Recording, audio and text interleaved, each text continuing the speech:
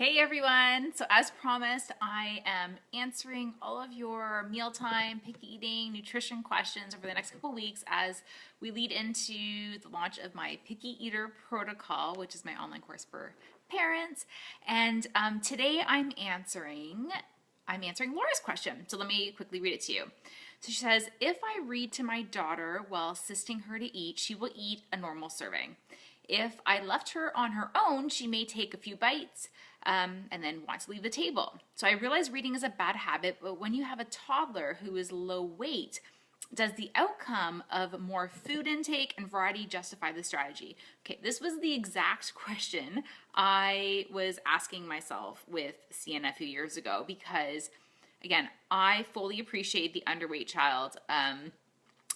Sienna was not even on the growth curve. Okay, she was below the 0 percentile, if you can imagine that. So I can fully appreciate that. So her two questions here are really related to: one is distractions, and two is weight. Okay, so let me start with distractions. So they were my saving grace with Sienna. So I'm going to show you. This is a book I used to read to her while we were eating meals, and don't ask me why I'm reading about going to bed, but anyway, it was one of the many books, and if you can see closely, there's actually food crud on here. The pages are stuck together because I was feeding her while eating, food was getting all over the place and such, and so yes, distractions were my go-to. I would pull out the phone, show some videos. I would talk to her like this so I could sneak food in, anything to get food in her mouth. And so I completely get where that comes from.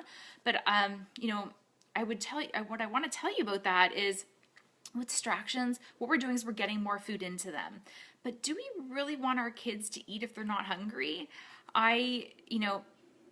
That's really the but with distractions, because what we're doing is we're getting more food into them, but we have to ask ourselves, do they actually need more food, or are they just eating because we're distracting them and they're kind of in the zone and not even realizing what's happening because their eyes are on the TV or on the iPad? So you have to ask yourself, is my child actually hungry? And if she's not, isn't that not okay?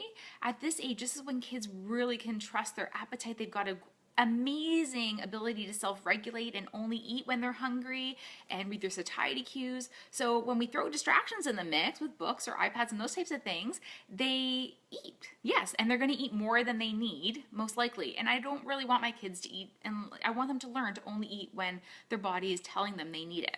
So, and the other thing with distractions is that it's so much work for us. We're already putting so much energy into preparing a meal. And then if we go to a restaurant, let's say, or even just eating at home, it's just so much more work. We can't focus on eating our own meal, right? So yeah, and I will say, just with distractions, as we changed our approach, we made mealtimes more enjoyable and offered the right variety at meals. The distractions we could do away with, and now there's no toys at the table. It's really about social conversation.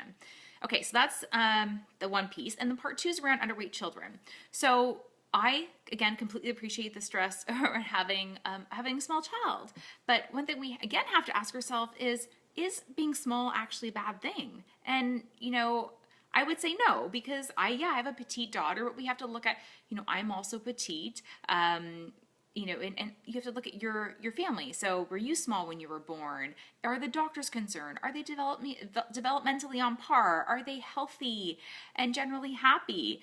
Those types of things, because it's not just about the size. And I know parents reduce themselves in often cases to where their child falls on the growth chart. And the growth chart is the worst, right? If I looked at the growth chart, this is part of the reason why I felt like a failure half the time, because my daughter was 0 at the 0 percentile. So please, if your child is under the 10 percentile, research shows that we tend to pressure our kids to eat more when they're smaller. And what happens is they actually end up being overfed, and that can lead to other issues. And I know I don't want Sienna to have weight issues when she's older. I don't want my kids to feel like they always have to eat to clean their plate like I did when I was a kid.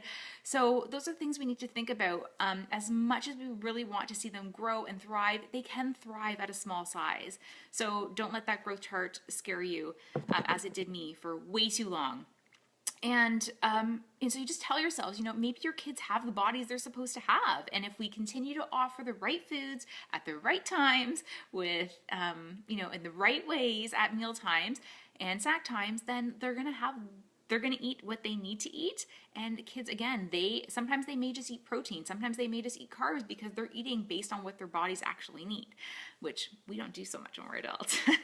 So yeah. And the other thing with research is if underweight children tend to be overweight as adults, which is a crazy thing. And why do we think that might be the case? Well, because as children, because they were so small, they've always thought they had to eat more, and now they're eating more than they need.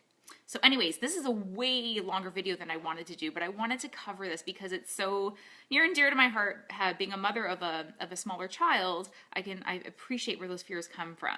So distractions and underweight children. Hopefully, Laura, answered your question. Anybody else who has, I know this question was asked a few times. If you have your own questions around meal times and just creating a healthier and happier environment and just healthier meals, then make sure you click on the link. I will post it under the comments, and you can ask your questions, and I'll be answering them over the next couple weeks. And then stay tuned for my free live webinar on picky eating coming up in 2 weeks, as well as my free 6-day challenge, sorry. All right, guys, have a great day. I gotta go eat lunch. I'm starving. Bye.